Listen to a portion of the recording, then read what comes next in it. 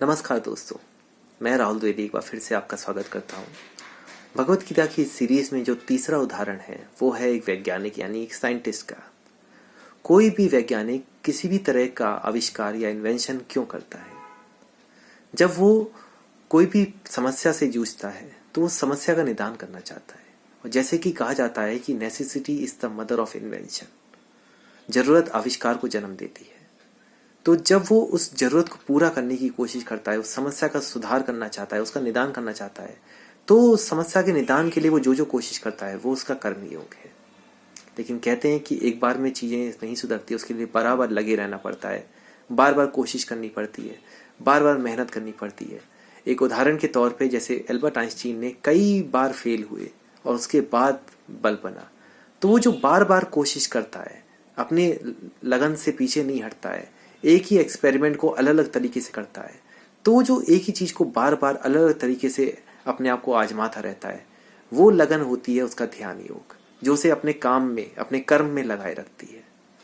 और ये सब को करते करते कई बार वो लाइफ में जब वो फेल होता है, अपने एक्सपेरिमेंट्स में जब वो फेल होता है, तो तब अपने आप से उसे पूछना पड़ता है कि मैं ये कर रहा हूं, मैं ये क्यों कर रहा हूं? सिर्फ समस्या का निदान करना चाहता हूं, या ऐसे मेरा भी अपना कोई स्वार्थ है, या मेरा स्वार्थ से भी ऊपर कोई बहुत बड़ी वजह है जिसमें पूरे संसार का भला है, या मेरा स्वार्थ और संसार का भला आपस में कनेक्टेड है, या मैं ही सबसे जुड़ा हुआ हूं, या पूरी दुनिया मुझसे जुड़ी हुई है। ऐसे कई तरह के सवाल उसके अंदर आते हैं। तो तब उसे एक समझ विकसित होती है, एक रियलाइजेशन होता है कि मेरे हर काम से पूरी दुनिया जुड़ी हुई है।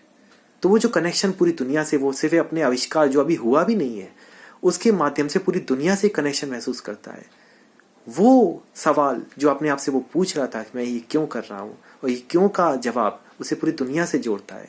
ये उसका भक्ति योग होता है। और फाइनली इन सब प्रैक्टिस को कर करके, अपने सारे एक्सपेरिमेंट्स को कर करके, उसे एट द एंड एक तस्वीर क्लियर होती है। उसे समझ में आ जाता है कि उसे एग्जैक्टली अपने आविष्कार को कैसा बनाना है, किस तरह का बनाना है। और ये सारी तस्वीर वक्त से पहले, यानी वो आविष्कार होने से पहले ही उसके मन मस्तिष्क में बन जाती है, जिसे हम आम भाषा में इमेजिनेशन या कल्पना कहते हैं, जिसे वो एक कागज पे एक ब्लूप्रिंट के तौर पे बना लेता है। तब उसे दिखने लगता है कि मेरा आविष्कार कैसा होगा, क्या होगा। अभी वो बना नहीं है, लेकिन वो देख सकता है उसे। और उस इमेजिनेशन में वो जो समझ विकसित होती है, वो जो ब्लूप्रिंट विकसित होता है, उसे ज्ञान योग कहते हैं। और इन सारे योगों को मिला के एट द एंड जब वो आविष्कार एक दिन हो जाता है, जब वो पूरी दुनिया को बता सकता है कि मैंने इस समस्या का निदान ढूंढ लिया है, ये समस्या सॉल्व हो चुकी है और मैंने दुनिया को एक नया आविष्कार दिया है, वो राजयोग होता है। जब वो पूरी दुनिया का भला कर रहा होता है, पूरी दुनिया को बदल रहा होता है। ये एक उदाहरण था भगवत गीता को आसान तरीके से समझने का। यहाँ भी वही मैसेज है जो बाकी वीडियोस में मैंने बोलने की कोशिश की है, और जो साक्षात भगवान कृष्ण ने भगवत गीता के माध्यम से बोलने की कोशिश की है कि पार्थ कर्म करो, फल की चिंता मत करो। तुम अपनी कोशिश में लगे रहो। तुम एक बार फेल हो या 1000 बार फेल हो, फर्क नहीं पड़ता। तुम कोशिश करते रहो। धीरे धीरे तुम्हारे अंदर वो समझ विकसित हो जाएगी, तो वो कनेक्शन विकसित हो जाएगा, जो तुम्हें समझ में आएगा कि आप जो कर रहे हो वो क्यों कर रहे हो, और उससे क्या भला होने वाला है। आपका भला है या सारे संसार का भला है, या आप ही संपूर्ण विश्व हो, या संपूर्ण विश्व आपके अंदर है। और आपकी एक दिन मन मस्तिष्क में वो तस्वीर भी क्लियर हो जाएगी कि आप जो कर रहे हो वो क्यों कर रहे हो, और जो कर रहे हो वो कैसा दिखता है, और कैसा वो कल को उसका भविष्य होगा।